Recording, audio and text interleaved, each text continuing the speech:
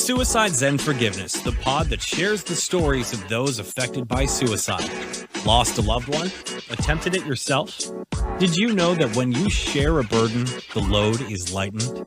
Come listen in with your host, Elaine Lindsay. Suicide Zen Forgiveness, the podcast, is for education only. Some of the subject matter could be triggering for those that are newly grieving or in a poor state of mental health. Please call your local suicide hotline or mental health office if you need immediate help. Hello there, and it's great to be back. I'm very happy today to have a great guest, and we're actually going to be talking about grief and loss. My guest is Michelle Gil, and she's an author and speaker who normalizes the conversations about grief and loss, mental health advocacy, and disability awareness. Her upcoming memoir, Don't Tell Me to Get Over It, A Father's Love, A Daughter's Grief, comes out as an ebook very soon. When she's not writing, she's trying new recipes from around the world. I hear she is quite the foodie. And she's holding space for those who are hurting and trying to convince her two cats who think they're Egyptian gods that they've already been fed. Without further ado, I really am thrilled to invite you to join us here. Thanks so much. Oh, thank you so much for having me.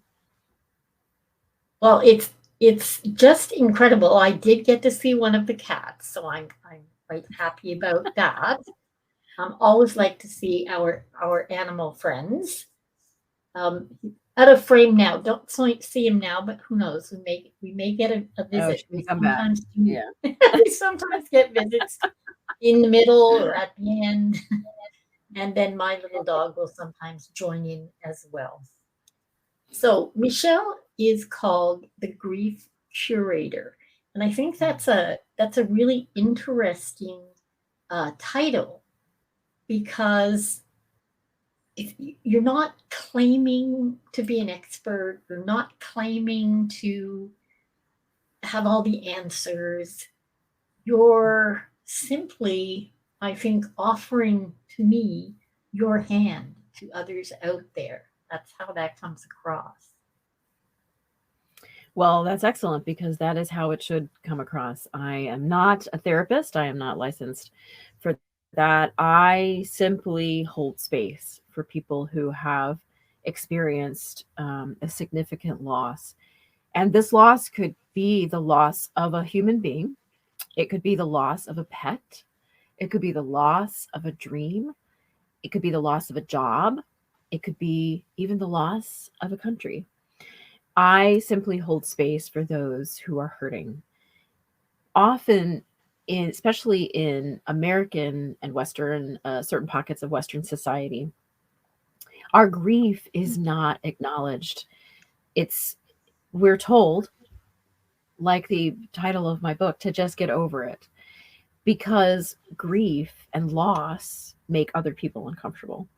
So I am simply here to normalize those conversations, to kind of end the stigma as we fight to end the stigma around mental health, illness, and things like that. I want to end the stigma that surrounds grief these days.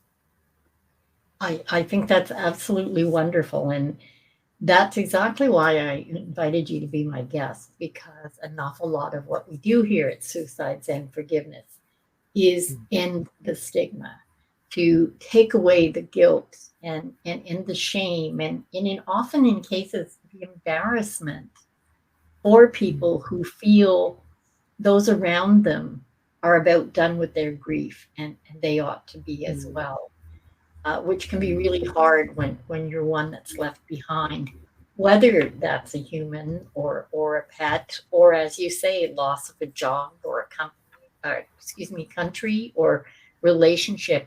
All of those things are loss. And not to put too fine a point on it, but let's define, if you will, what's the difference between loss and grief? Well, loss, of course, is the thing that happens to you. It's something or someone that is no longer in your life. It is a void. It's an absence. Grief is the reaction to that absence and that void. So that's the main difference. I mean, grief is the emotion that accompanies that. Absolutely. It's kind of, I guess, the natural part of the healing process that Grief. comes. Oh, yes. Yes. Mhm. Yeah. Yes. And Very much so. I think it's important that, specifically in death, you often hear about the stages of grief. And I think for the most part, it's the 7 stages of grief. And an awful lot of people don't agree with that. A lot of people say it's different for everybody. And I would really like to hear your take on that, the stages of grief So after death or after whatever. yeah. So the stages of grief, generally the 5 stages of grief is the ones that most people are familiar with. That is taken from Elizabeth Kubler-Ross's book on death and dying. It was groundbreaking back when it was published. My goodness, I don't remember how long ago it was now, but it was mainly written for those who have received a terminal diagnosis.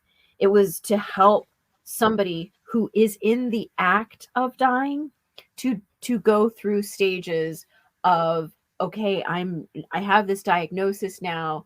It was mainly for cancer patients, but it applies to anyone with a terminal diagnosis. And it has since been applied to people who are going through the grieving process, and that's not really what it was for. And an author that worked with Elizabeth Kubler-Ross for an update to that book was David Kessler, and he is an amazing author and an amazing person in the grief space. I highly recommend following him, because he has taken it now to the next level of how do people who are left behind grieve. And there are still stages or phases in the grieving process, but it is not linear. It does not, it doesn't go in a very nice, neat package. Wouldn't that be great if it did work that way? But it doesn't. In fact, so I lost my dad in 2018, which is what kind of propelled me into the grief space. After a year, I realized I need to channel this. I need to use this pain for something. And I realized, because I had joined grief groups like on Facebook, and I kept hearing these things of nobody understands. People tell me to stop talking about it. They don't want me to mention my loved one's name. They think that I'm being over dramatic because it was just a pet, it was just a dog, or it was just a cat. Things like this. And it was coming from friends and family specifically. In fact, one person mentioned that their boyfriend had said, "You really need to stop crying now, because it's already been 2 weeks since she had lost her mother."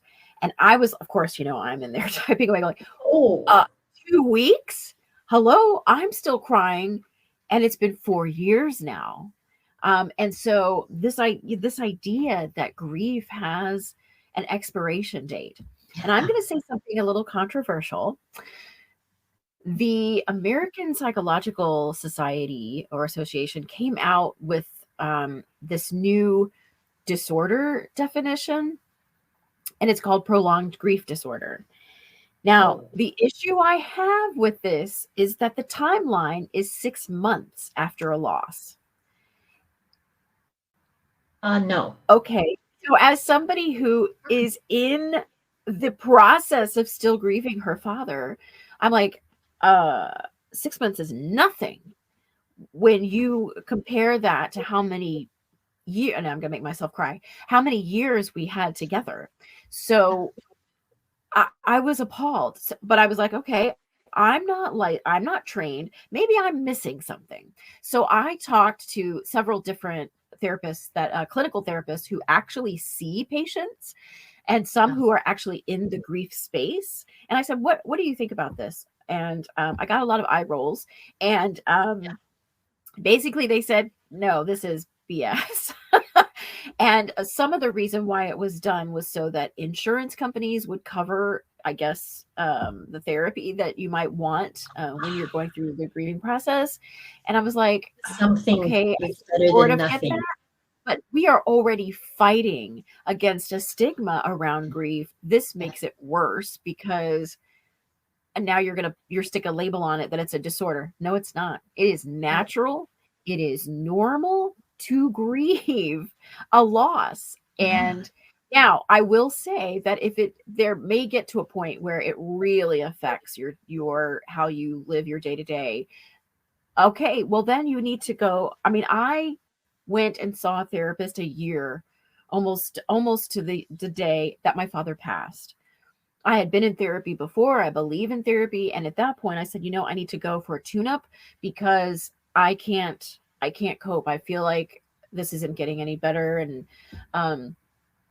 of course there was more to it than just, of course, my father's death. There was a lot of other unpacking that needed to be done. Yeah. So I highly recommend therapy. I think everybody should be in therapy because I haven't met anyone who doesn't have some trauma or emotional damage that they need to deal with. But to put a label like a disorder was a little disheartening. Yeah. Yeah, I really have a problem with that. Yeah. Because I think we all take whatever time we take, but over the weekend, spent time with my father, and we lost my mom in 2012. I lost my best friend in 2010. I lost my friend that I started this whole thing for when we were 16. And I lost my grandmother in 1985. And I lost my sister last October. And over the weekend, being with the family and celebrating two people's birthdays, there was grief with us. There was definite grief in the room, and I have to allow myself to not sort of focus on the time frame because Andrea's been gone a very long time. I'm 67 years old and she left when I was 16. That's a very long time. And Jackie, because I always say their names, who was my friend in 2010. I mean, that's been quite a while too, 22 years. My mom's name was Ellen, but she was known as Eleanor. My grandmother was known as Gran, but her name was Mary. And my sister's name was Caroline. All of them, in saying their name, and your dad's name was John, but he was born in Poland, so it was Jan. Yeah. Oh, that's lovely. I like to be able to say their name, and I'm afraid I would have to fight with the American Association. I do understand that there can be an extended period that allows people to become stuck. I do not consider it a disorder. Right. Because it is proven that corvids, crows and ravens and those kind of birds have funeral type services for those they lose. They grieve. Elephants grieve. Okay, so if the animals grieve and the birds grieve, who are we to decide that this is a disorder? Yeah, I have to say, I find that kind of offensive. Yeah. And like I said, we're already fighting. The average bereavement leave here in the United States for a company is about 3 days. That's not enough time even to bury somebody. No. So I was lucky enough that I had leave accrued. And so I took off my 3 bereavement days, and then I took off a couple of days that week. So my father died on a Sunday. We buried him that Saturday. And then I think I took off the next week. I can't remember. Everything was kind of a blur. That's one of the things that happens. Yeah. I mean, my goodness, I didn't even eat the first couple of days because it just didn't have the energy, wasn't focused on that, was just shock. So I think I took off the next week. And then I think the week after that, I worked from home. This was pre-COVID. So that was kind of a big deal. And I did hear some flack about it from coworkers, which just boggled my mind. But anyway, you know, a lot of people, they don't have that option. They may not have the leave accrued, or they may be in a type of job where they aren't allowed to take the time off. I don't know. And it's, to me, let me tell you, that first week, if I had to go in the first week, things would not have gotten done properly. I would have probably been sitting at my desk crying. And in fact, when I went back, people were very kind for the most part. Yes. But they would ask, you know, how are you doing today? And it was all I could do not to break down. And there were a couple of times when I would go to the bathroom and just cry because it was very difficult. And definitely the first 6 months are the most difficult. Yes. Up to the first year. I mean, it's just because you're experiencing all the firsts without that person. Yes.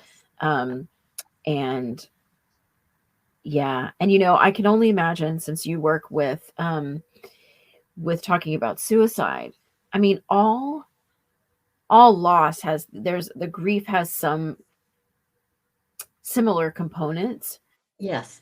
But when you lose somebody to suicide, I can only imagine it's like a double helping of grief and guilt, because even with losing my dad, and he was 94, and a lot of people was like, wow, he was 94, he was ready to go. That's wonderful. Why are you grieving somebody who had and that was one of the things I heard too, that was actually don't say that. And they said, well, he lived a full life. He did. That's not why I'm grieving. That has nothing to do with how you feel. Because he's not here anymore, and I would prefer him to be here. Yes. But yeah, but I can only imagine, you know, I experienced deep regret. Oh, yeah. And what ifs. And so I can only imagine the pain that is felt by those who have lost somebody to suicide.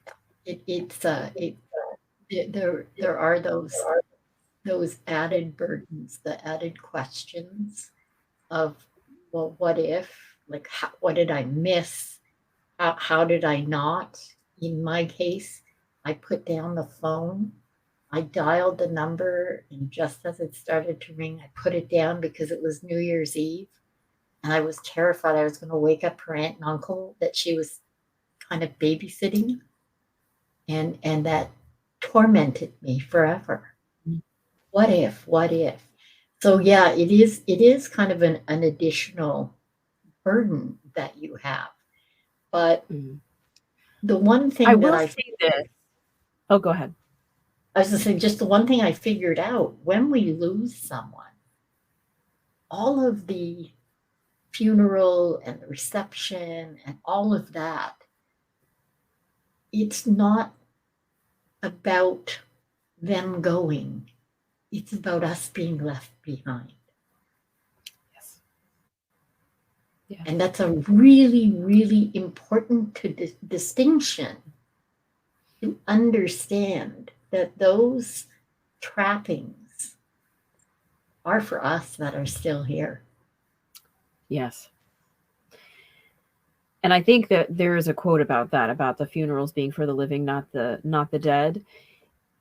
It is a way to honor them, certainly, but it is a ritual that is so, I believe, is so necessary.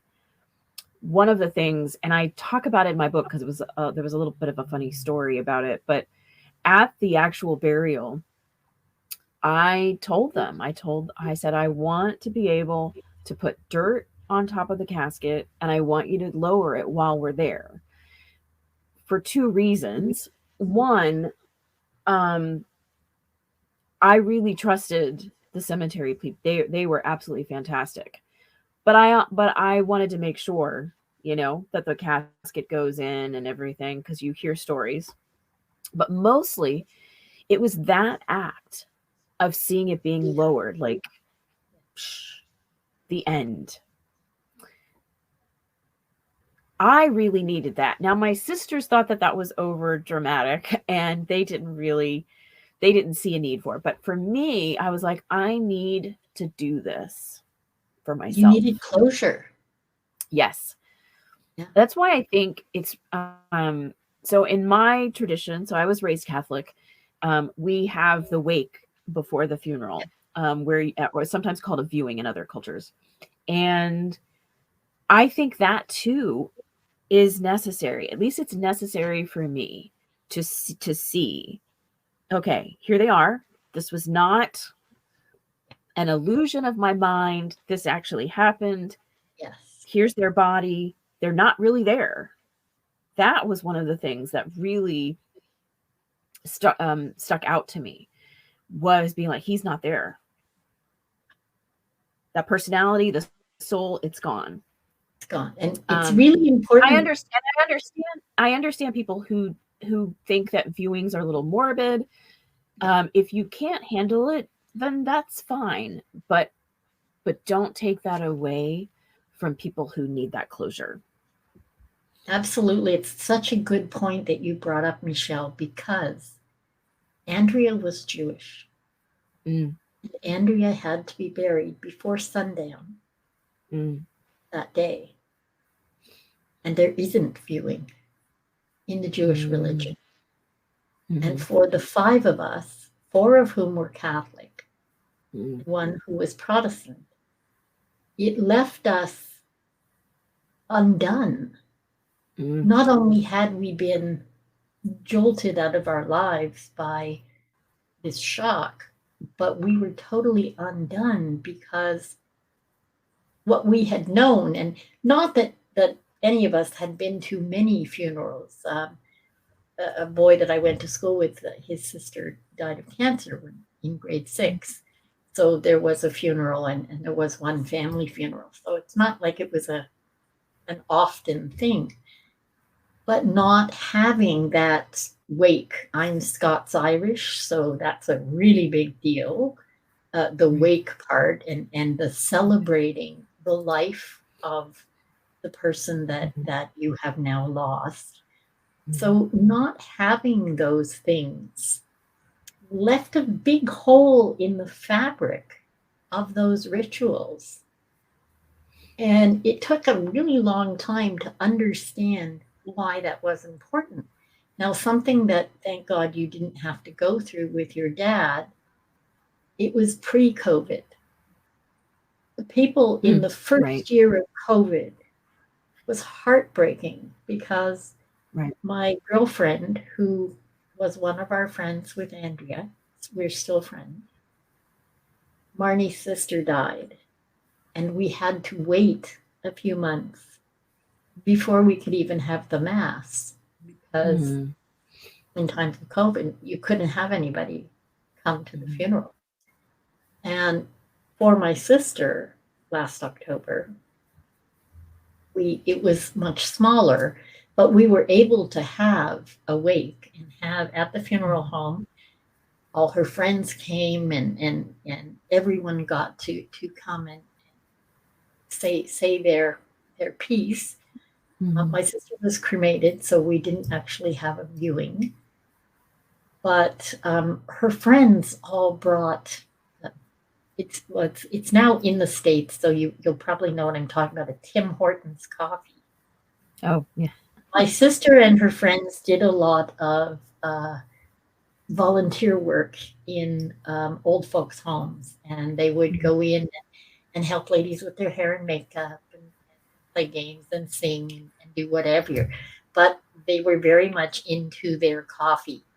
And in the funeral parlor, we had coffee cups lined up right across the mantle of the fireplace under the video that was playing of all the pictures of my sister. It was so typically her. And we got to play her music. The one thing she had said about funerals, she didn't want funeral music. So we had Ghostbusters playing, and we had U2, and all of her music was playing. And at the graveside, her grandkids, we all got to put a little something in with her urn that meant something. And the kids wrote her notes. And I thought, it's funny, but coming through COVID has given us a more individual way of closing out our time with someone. And I just have to say it because it's so bizarre, but I put in a fire truck, a little red fire truck, because when my sister and I were arguing, which we did a lot at family dinners and stuff, I would suddenly turn around and go, fire truck. And my sister would burst out laughing. My sister had the most incredible giggle in the world, and you could hear it all over. So it was a good little piece. And the cemetery director said, I've never seen a burial quite like this. He said, but there's so much love and joy among you. It's actually kind of nice as we played Ghostbusters. So even in grief and loss, you can find joy. Oh, yes. Yes, they are not. They are companions, grief and joy. It's one of the things that I talk about. I do most of my holding space on Clubhouse. I love the Clubhouse app. Yeah. And one of the things that I remind people is, especially this time of year during the holidays, is that it is okay to laugh again. And it's okay to feel joy. And it's okay to have those moments of pure magic in your life. That doesn't negate the loss or the absence. It doesn't negate the real agony and grief that you feel. It's just part of life, because you can't stay stuck there. That would be the issue if you lived the rest of your life at the edge of the grave. Now I don't tell people, because one of the things that really irks grievers is when somebody says, well, they wouldn't want you to feel sad. Oh my God.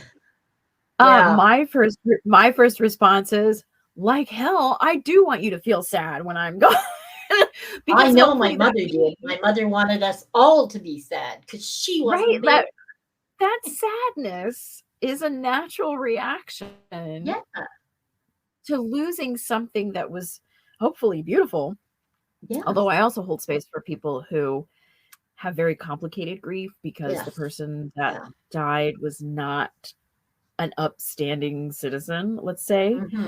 But, for the most part, I say, I have days when I just see the beauty of nature, or, whatever it is, I enjoy my hobbies, that is still there. And in the midst of even the most joyous time, I will think of my father and I will start crying. So they coexist. It is also normal to feel guilt for that. So guilt is a very normal reaction as well. Yeah. But I just tell them, lean into that, and then embrace whatever feeling it is, and then let it go. Take a deep breath and say, okay. So, yeah. That's absolutely wonderful. And we make a habit, and I tell everybody in the suicide group as well. trot out those stories, keep those memories alive. My grandchildren know as much about my grandmother as I do, and they'd never met her. You know, my son was 3. Yeah, he was 3 when my grand died. My daughter's older and my nephew's older than my son, so they had her for a little more time. But we'll all be having dinner, the family will be talking about something, and somebody will say, oh, well, Gran would have done XYZ, you know, or, oh yeah, Gran would love that. And you know, the kids traveled with my parents a lot, so it's, oh, you know, Granny would have liked to see that, or we're going somewhere, Granny would have liked that. I think it's really important that we nurture those memories, because as much as we're no longer the little villages and the little tribes, we still need to bring their souls with us, bring the spirit of those that have gone before us, because I think that's what buoys us up, if you will, in difficult times. Yeah. That's why I also tell people, you know, write the letter, write the card, especially today when we're so digitized. One of the regrets that I had after losing my father was that he was one of those strong, silent types. And I definitely knew that my father loved me, but he was not a writer. And words, of course, I am a writer, words are very important to me.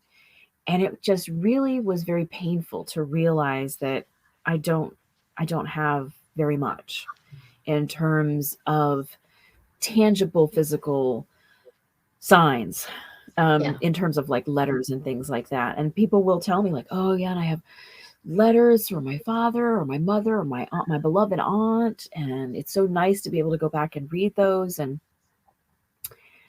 so I tell people, I'm like, an email is not going to cut it when you're gone. Write the letter, take the time, even if it's one card a year. And it doesn't have to be fancy, and it doesn't have to be this thing, but just reaching out to your loved ones and letting them know. The other thing too was not a lot of recordings. That was on me. And so then once I realized that, I started leaving voice messages again. I'd only been doing texts and things like that. I started leaving voice messages for people because in case one day, if I go before them, they'll have something tangible. They'll be able to hear my voice. I hear that a lot from people who are grieving, that, oh, if they have like voicemails, silly little voicemails that just say, what do you want for dinner? I'm at the store. Nothing in there, just something mundane. Oh, but they listen to it over and over just to hear their beloved's voice. My aunt still has my uncle. Leave the voice message. Yes. Yeah, my aunt still has my uncle on the answering machine, and she's kept the answering machine so she won't get rid of his voice. And he's been gone. There was 15 years now. Oh, so it's a little jarring for the rest of us when we call. But we've all come to know that Uncle Graham will still answer the phone. But there's a beautiful story that I just read about in England. On one of the on the tube, on one of the stations, there's a voice that comes on that says "Mind the Gap," and they upgraded the system. So the voice that they had, they got rid of it because everything was now digitized. And this woman ran up to whatever the authority is there and said, "What did you do to the voice?" Because it turns out it was her husband. Oh my God. Oh, wow. Oh. Oh my God. And they couldn't have known. They put it back. they put it back because they had also lost people. And now And they her husband for that understood. particular station still says, mind the gap. How beautiful. It How really beautiful is that? It's little things like that, little gifts like that we can afford each other. Yes. In the oddest of circumstances that mean the world to somebody. Yeah. I think that that touched me a lot. That's amazing. It's amazing. One of the things that I advocate, and I know we're probably getting close to time, is for people to reach in. Don't wait for someone to reach out. Because often those of us who are hurting are told, reach out to someone. Like, I don't have the energy. I don't have the energy. I don't feel worthy. I don't want to bother someone. So make a habit of reaching in to each other. And don't ask a griever what they need. This is so common because so many of us don't have that etiquette anymore, that the ritual around, well, what do you do? What you do is don't say, well, you just call me if you need anything. You tell me what you need. We don't have the energy. Our brain isn't working Well, properly. not only that, you're putting the onus on the person in grief to do the work. They're doing the work of just trying to be present. Yes. Yeah. It is enough to put one foot in front of the other. So bring food over, meals that can be frozen. Write them a letter, write them a card, call them. We had a friend who lost her husband on her birthday. He just didn't wake up. Oh. And she's a friend of my mom's. My mom calls her once a week just to talk, just to hear how she's doing. Obviously not well, because it's only been the first year. It's not even finished yet. And, just send them a card once a month, something to let them know that you're thinking about them. That you still acknowledge them. Yes. Yeah. Because they're going to live with that for the rest of their life. Absolutely. Absolutely. Yeah. So yes, we are coming close to time. That went so fast.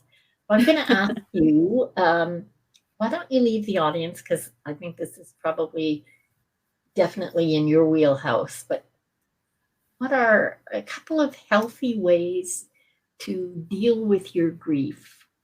Not in the immediate aftermath, but as you're moving on, maybe moving back, heading to work, or moving back into social situations. What are three things you could do that make it a little easier on yourself? Number one, absolutely number one, acknowledge the fact that you are grieving and that it is normal. You are not crazy. You're not over dramatic. This is normal. It's normal to feel this. Lean into that. Just lean into that. Don't try to stuff down the emotion. Don't try to ignore it. Don't brush it off. I understand, because I have been there as well. There are certain things that still need to be done while you are grieving. Life goes on. The bills still need to be paid. But that doesn't mean you can't lean into your grief and acknowledge it and truly feel it. Open that heart wide. One of the things that we often say in the grief space is that grief and loss like that cracks our heart wide open. I know that definitely happened for me. I had gone through some trauma and it was very closed. My heart was very closed, and which was another regret that I had. But once my father passed, that broke every wall, every gate, every chain, every lock was just smashed to smithereens. but lean into that. Journal. The second one is kind of closely related to that. Journal. Even if you've never journaled before, write it down. Trust me, you are going to want to read that again later. If writing isn't your forte, type it on the computer. I've done that as well. If that's not your forte, leave yourself a voice message. There are so many recording apps we have on our phones now. I've done that as well. I just leave voice messages for myself. And maybe somebody will find them one day, and that'll be part of their grieving process. But for now, it's just for me, that whatever I need to say. Probably third, talk to your loved one that's gone. Good one. It's very, very healing. I talk to my father, and I feel him. And I know that he still watches out for me. That's 3, but I'll have to give you a bonus. And Good. That is, once you get past a certain point, and only you know what that point is, rechannel that love. Because one of my tagline is that grief is not a problem to be fixed. It's love with nowhere to go. And that's what I did. I rechanneled that, because to me, love is energy. And I rechanneled that energy, that love for my father, that now he's not here. And I channeled it out to the grief space to hold space for others who are going through this. Because I felt so, even though I had a really supportive system, they didn't get it because they had not been through it. And this is one of the things about grief. It is very personal, a very personal journey, and no one can tell you how your journey is going to look. We are all grieving alone. However, we're also grieving together. So I think of it as a parallel path that we are all on.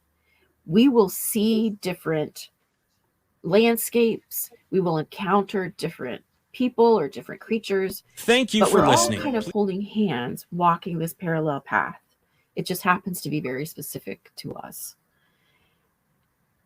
Reach out and reach in, because now you know, and you can share that very painful wisdom with others. That's absolutely beautiful. And one last thing, I think you probably agree. How do you feel about bereavement support groups? Oh, love bereavement support groups. As long as they, I'm sure there's probably some out there that are, it depends on the person who's running it, quite honestly. I experienced this in therapy. Not all therapists are ethical, and not all therapists know what they're talking about. So be aware, go with your gut. Go to a couple of them, see how they feel, see if they truly hold space for your grief. Nobody should be trying to fix this problem. It's not a problem. They should just be holding space and allowing you to express your grief and talk about your person or whatever loss it is that you had, and that there's no judgment. And no there should be no judgment, none in a bereavement support group. We just hold space for you. Correct. Yeah. There is no deadline for you to get over your grief. Yeah. That's like telling somebody to stop loving someone. Yeah. Would you tell somebody that you need to stop loving them? Time's up. You loved them for a year now. Time's up. Yeah. Not good. Oh, that was actually, it was very freeing, because I think it's important when we lose someone, we're not necessarily all present in that moment. You're being tugged in all different directions because of all the feelings that are, roiling through you. And quite often, for those that are suicide survivors, there are those additional burdens of guilt and what ifs and all of that. So I had hoped, and I'm pretty sure today we've offered some tools that people can take and put in their toolboxes to have at the ready for when they need them. And if it feels like a loss to you, who am I? Who is anyone to say it's not? Whatever that is for you. It's important that you honor how you feel. I think that's really, really important. Yep. Well, thank you, Kitty. I was hoping we would get an animal visit. That's sort of a theme that happened. The cats are very gentle about how they pop in and out of frame. There's no loud bark. So, it's a little easier on people. Well, I just have to say, Michelle, thank you so much. Michelle is the Grief Curator. We will have all of Michelle's connections and information so that you can connect with her on social. And you heard her say Clubhouse is number one. So we will definitely have that for you as well. If you have any questions, you'll be able to connect with her on the site and be able to hear it, as you know, on all the podcast platforms out there. I'm Elaine Lindsay. I thank you so much for joining us today. I'm going to see you next time. And in the meantime, make the very best of your today, every day. Thanks again, Michelle. Thank you for listening. Please subscribe on your favorite service. Suicide Zen Forgiveness was brought to you by Truel Social Media, the digital integration specialists. Let them get you on page 1 in the search results.